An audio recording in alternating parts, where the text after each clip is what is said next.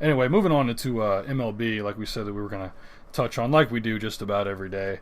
The NL Central, we got to talk about the Cubs in this. I know Cale doesn't want to talk about it. He's shaking his head at me right now, but they got swept by the Cincinnati Reds at Cincinnati. One of the worst teams in baseball. Yep, yes. and it was, I would say, more than a surprise to Cub fans and even Cincinnati fans that, diehard Reds fans that love their team. I don't think they were expecting to sweep the Cubs, who are definitely a top 3 team in the National League. So, guys, just go ahead and give me your thoughts on this sweep before we get into some other stuff. What went wrong, what went right for Cincinnati? Well, it seems like everything went right for Cincinnati, and everything went wrong for the Cubs.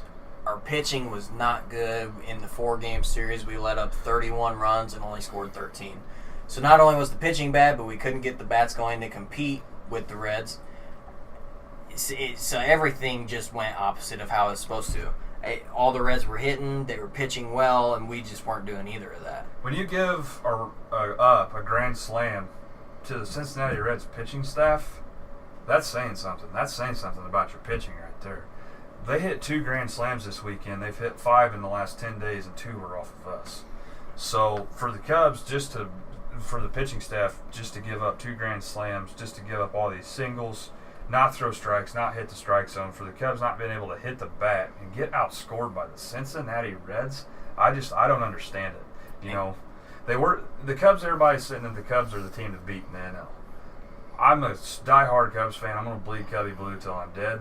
But I don't feel like they're the team to beat in the NL. I seriously still think it's going to be the Braves. Unless the Cubs, after the All-Star break, which is coming up in a couple of weeks, they can flip it around. I just still feel like they're not the team to beat. Well, see, I disagree with that a little bit. I still think the Cubs are the team to beat. I still think they're the top returning team that went to the playoffs last year.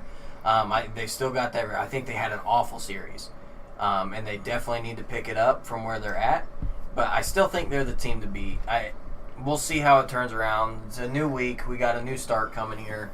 We'll see what happens from now on.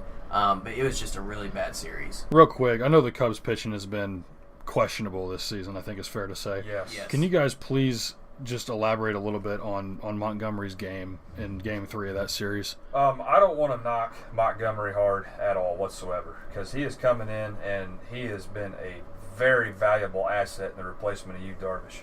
At this point, with that bad game that he had yesterday against the Reds, I would still take Montgomery over Darvish any day.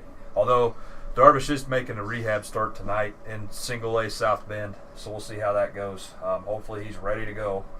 I've been waiting to see it. I don't know. Montgomery, I'm not going to say anything bad about him. He's been too valuable for the Cubs, and he has been for the last couple of years. So that's just my take on Montgomery. Well, and he's an outstanding pitcher, but we use him for every pitching position. He's a reliever, he's a closer, he's a middle reliever, he starts, he does everything.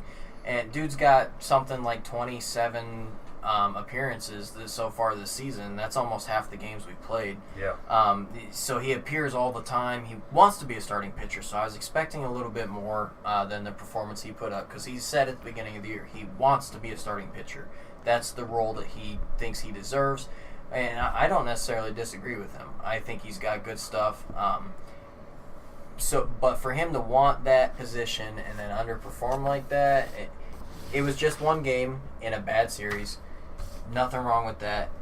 I still would have liked to see a little bit more out of him, but I think he's a great player, and he's that utility guy that we can plug and play whenever, because he's just always ready to go, which we really need. That's more or less what I expected from you guys. I'm pretty much on board with just about everything you guys said. What I want to know, though, is who else needs to step up if Montgomery's going to play as well as he's been playing, with a few bumps in the road there. But who can help him out, in the bullpen? Is there anybody that they can take out or bring up or just get him some help? Because we know Chatwood has had his ups and downs this season. Hot and cold. We don't know who's going to show up. So, who's the biggest help to Mike Montgomery? Yeah. Cishek, Brian Dunsing, Morrow when he gets healthy. That's the thing, is that the Cubs pitching staff has been just stifled with injuries all season. Morrow's out with a bad back.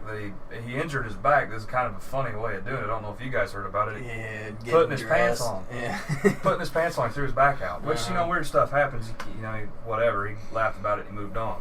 But Morrow, I feel like, is going to be the best asset in the bullpen to help him out, along with Cishek. Well, and he was one of the key guys that we got this offseason. That was one of the biggest picks we picked up was Morrow coming from the Dodgers. He's an insane pitcher. He's extremely talented and good, and he's got all kinds of heat and junk. He can do it all. He's a phenomenal closer. Now, the guy to help out Montgomery, I think Cishek and Dunsing play a little bit more how he plays. Morrow's a hell of a closer, a setup guy for your closer. But I think Dunsing, especially because he's been there for a while, Cishek, another veteran guy coming in, I think they kind of need to help out Montgomery, and especially when Mike is playing the fifth guy in the rotation starting, Cishek and Dunsing need to step up and take over those relief roles and come in and help at least. I will say this, though, about the Cubs bullpen. They have to work a lot of innings every game, and they haven't had a day off. The Cubs, as a team, haven't had a day off in a very long time, other than a travel day, which essentially is not a day off. But they work a lot of innings every game because you got to think Johnny Lester's good for about 6, 5 to 6. Q has pitched 5 to 6. When he's out there, he ain't even. Yeah, I think he's after 6. His productivity goes down exponentially. Significantly. And Mike Montgomery on his outings, he's thrown 7, a minimum of 7, I believe, because he hasn't really got hit hard. He doesn't get fatigued because he keeps his pitch count down. But everybody's got to remember that the top Cubs starters, along with Hendricks, they can't throw more than 5 or 6. So with our bullpen having to come in at least once or in the 5th inning of every game, basically, especially these games that our pitching is bad, because then they're coming in the 4th inning, or the 5th inning, or even the 6th inning.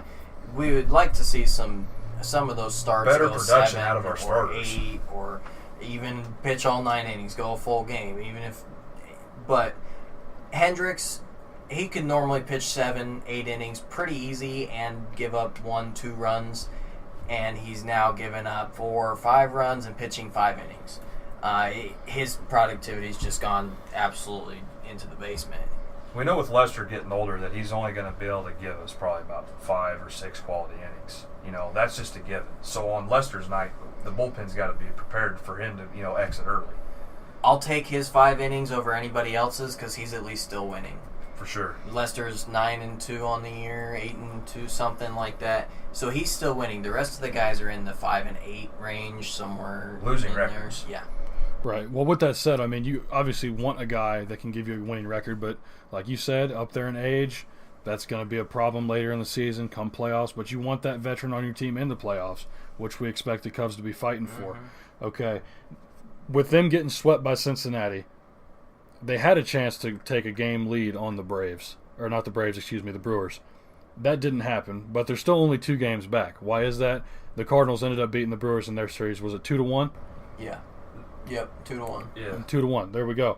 So that helped out the Cubs, but No. The Cardinals tied the Brewers in their series 2-2. 2-2? 2-2. Okay, 2-2. I couldn't remember if it was a 3 or 4 game series. It was I only 4 caught games. one of the games. They beat them 2-2. So even though they split the series 2 games apiece, the Cubs are still only 2 games back in Milwaukee right now. But now they have to worry about St. Louis, only 2.5 games out behind second place in that division, being 4.5 games back in Milwaukee overall. What I want to know from you guys is how worried should Chicago be about St. Louis nipping at their heels now? With a healthy St. Louis, that could be an issue. Even with a hot Dexter Fowler, healthy St. Louis Cardinals organization could pose some issues after the All-Star break, because I don't know about what you think, but in my opinion, we see it every year. The Cardinals always seem to make a run. They get hot for about 3 weeks or so, and then after that, they just kind of fall off the wagon a little bit. I'm not necessarily worried about the Cardinals, basically because Mike Matheny cannot manage a game to save his life. So for them to come up and potentially beat the Cubs or beat them out in NL Central is just not feasible, in my opinion. What are they? They're still 4.5 back, right? 4.5 back in Milwaukee, 2.5 back to Chicago. So they're 2.5 back on the Cubs. The Cubs are now 2 back, which they should be 1.5 up because they shouldn't have got swept by the Reds. But anyway, that's a different topic. But I'm just not worried about the Cardinals. I'm not worried about the Brewers either. I am concerned about the Cubs pitching. We're in June, so we're still at that time where we can't really, make too many assumptions yet. Like, everybody wants to do. All the Cubs are 2.5 back from first place already, or the Cardinals are sneaking up there. It's June, people. It's June. We can't make assumptions on that yet. Well, and the Cardinals are scary good, and they're young, and they'll always be there. The Cardinals are one of those teams that will always perform, and they'll at least be halfway through the division. So they'll always be a decent team, just like they are. They're 4.5 back. They're keeping it interesting, but they're not really threatening. Now in our series, in the Cubs game series with the Cardinals, it's always interesting: 2-1, 1-2, 2-2. But that's about how the Cardinals keep it with everybody. They're always 2-1, 1-2. They're a team that keeps it interesting, but in the recent years, they haven't been the team that's good. Outstanding, taking that next step.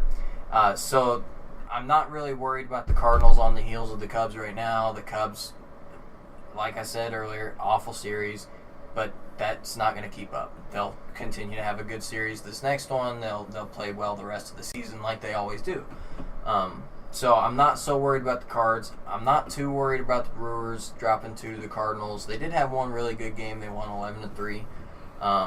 But the Brewers are another one of those teams, like Cale said, they kind of drop off. So I'm not too worried about the Brewers. They were ahead of us for a while last year, too. Right now, I'm not too worried about anything. It'll all work out. As Cale mentioned, it's June. It's still early. It's going to be a lot rougher if we're here coming up in August and September and the pitching's still like this. But it's not that time. It's June. It's early. We're not worried about it yet. I know it's June, but I want to speculate on something here a little bit. Philadelphia has been playing pretty well as of late. They're only 2.5 games back of the Atlanta Braves. What do you give the odds of Philly sneaking into a wild card spot here come the playoffs? Not only could I see them sneaking into a wild card spot, I could see them passing the Braves. They're hot, they're young, they're hungry, and they got Arrieta. And the Braves have pecked out a little bit. Yeah, for sure. They've kind of slowed it down on the win ratio the last couple of weeks, but Philly hasn't. Philly's kept it up. I can see him overtaking Atlanta by the end of the season. It may be even before the All-Star break. Do you give them a better shot than Washington right now? Oh, absolutely. I give them a way better shot than Washington, especially with Strasburg being on that bench on the 60-day DL. That ain't helping their case at all. No. They still got Scherzer, but they don't have 2 dominant starters like they normally do, right, with Strasburg added into that rotation. They still got Gio Gonzalez, don't they? And they still got Trevor Roark, but, So they've got good guys when them good guys show up and decide it's...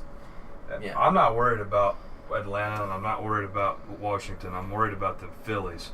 The Phillies are good, they're young, and they're hungry, and they haven't won in a long time. Well, no one's really expecting them to win, and I think that's how they're doing so well, is teams keep underestimating them. They keep looking at Philly's numbers and be like, well, they weren't supposed to win that. And then they did. And then they just keep doing it. They just keep winning and keep on moving up. So I wouldn't be surprised if they overtook the Braves. They overtook Atlanta and moved into that number 1 spot in their division. I think they have a really good shot at making the playoffs right now over the Braves and the Nationals. Absolutely. One last question I want to get to. This is just kind of a fun one for me. Out of the bottom 2 teams in the league, they both have a record of 23-53 and 23-54. We got the Kansas City Royals and the Baltimore Orioles. Who finishes with a worse record this year? Kansas City. Kansas City finishes with a way worse record. But if Machado leaves in free agency, Baltimore. They lose everything. Because they lost all their... Well, they still got Crush Davis, but... Yeah. But that's it. I'm going Baltimore finishes with a worse record, and that's all I'm going to say about it. That's all I got. I'm gonna hinge this one on if Machado leaves Kansas City or Baltimore, but if Machado stays, I feel like it's going to be Kansas City. That's all I have to. I haven't paid attention to either team. They're both bad. They're not going to go anywhere from where they're at. They're both bad. That's really all there is to say about I don't it. understand how Kansas City's so bad coming off of a World Series, contention team. I don't understand it. They didn't really get rid of all of their They players. lost a couple, but Not everybody. I don't understand. Well, I think they're in a similar situation that the Blue Jays were in when they made it to the ALCS a couple years ago.